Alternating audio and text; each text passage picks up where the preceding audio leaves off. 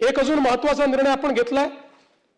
मुंबईमध्ये आपल्याला माहिती आहे की सगळ्यात मोठं पोलीस दल मुंबईत आहे आणि मुंबईच्या पोलीस दलांकरता घरांचा प्रश्न तर आहेच, पण असलेली अस्तित्वात असलेली जी घरं आपण अलॉट केली आहे त्यातली ही 90% घरं जी आहेत ती छोटी आहे, म्हणजे त्यांना जी देय घरं आहेत त्या देय घरांच्या एवढी ती घरं नाही आहेत, काहीतरी आपल्याला माहिती आहे फार जुनी घरं आहेत।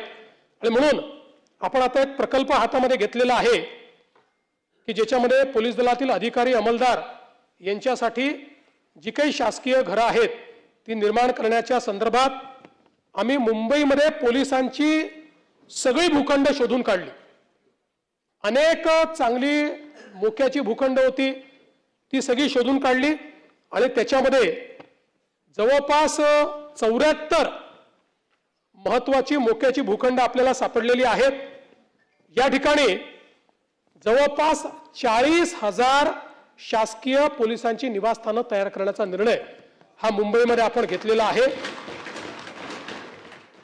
आणि त्यासोबत मुंबईतले पोलीस ठाणे जे आहेत त्यांची अवस्था आपल्याला कल्पना आहे की कशा पद्धतीची आहे।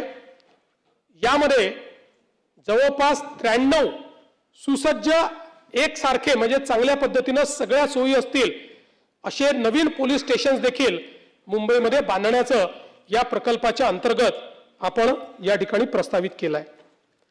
एकूणच अध्यक्ष महोदय, या ठिकाणी आता पोलिसांच्या घरांच्या संदर्भात अजून पुष्कळ माहिती आहे, पण बराच अजून गोष्टी बोलायच्या असल्यामुळे सगळी माहिती मी देत नाही।